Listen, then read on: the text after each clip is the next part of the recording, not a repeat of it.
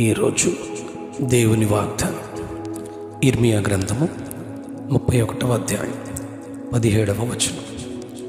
రాబో కాలమందు నీకు మేలు కలుగును, రాబో కాలమందు నీకు మేలు కలుగును.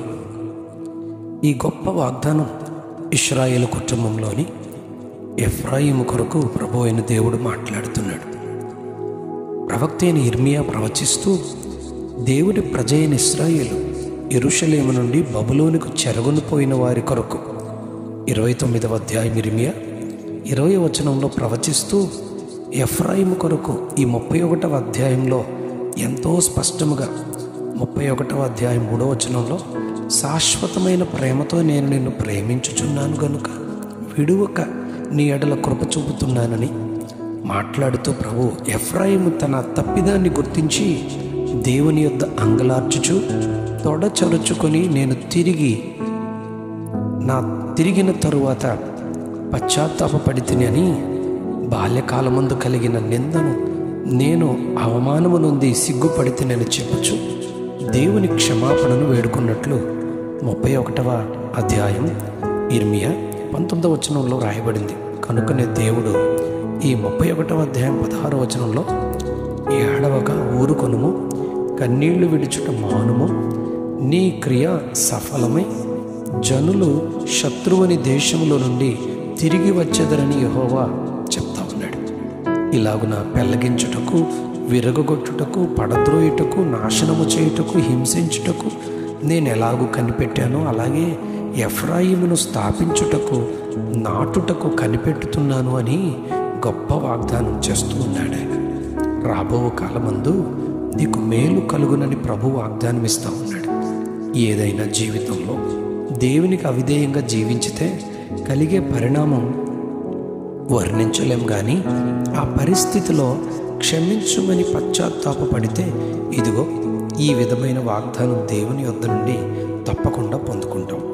ఒకసారి దానియేలు గ్రంథంలో బబులోను రాజైన నెబుకద్నెజరును చూస్తే దేవుడిచ్చిన గొప్ప అధికారాన్ని అనుభవిస్తూ ఎంతో తిరుగుబాటు చేస్తూ దానియేలు గ్రంథం 4వ అధ్యాయం 29-30 వచనాల్లో ఈ మహావిశాల పట్టణం నా బలాధికారము, నా ప్రభావ ఘనతను కనుపరచుటకై నా రాజధాని నగరముగా నేను కట్టించినది కాదా అని తనలో తాను అనుకున్నట్లు చూస్తాం.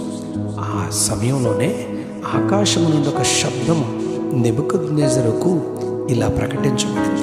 నీ రాజ్యం నీ యొద్ద నుండి తొలగిపోయింది అని ప్రకటిస్తూ ఆ గడియలోనే నెబుకద్నెజరు పశువు వంటి మనస్సు వచ్చి మనుష్యులు తమ మధ్యలో నుండి తరిమేస్తారు.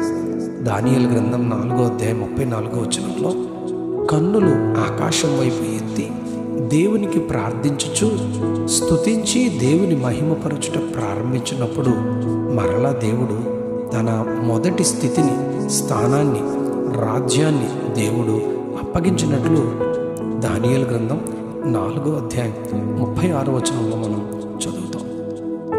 అలాగే లూకా రాసిన సువార్త 15వ అధ్యాయం 13-17 వచనాల్లో చిన్న కుమారుడు కూడా తన ఆస్తి తండ్రి యొద్ద తీసుకుని వెళ్ళి దుర్వ్యాపారం వలన పాడు చేస్తాడు. తర్వాత బుద్ధి వచ్చినప్పుడు తండ్రి యొద్దకు తిరిగి రాగానే 15వ అధ్యాయం 20-22 వచనాల్లో తండ్రి దూరము నుండి కుమారుని చూచి పరుగెత్తి మెడ మీద పడి ముద్దు పెట్టుకొని కుమారుని ఇంట చేర్చుకొని పోగొట్టుకున్నదంతా తిరిగి మరలా కుమారునికి ఇచ్చినట్లు మనం చదువుతాం. అలాగే న్యాయాధిపతులు 16వ అధ్యాయం 1వ వచనం 17 వచనాల్లో సంసోను ఒక వేశ్య యొద్దకు వెళ్తాడు.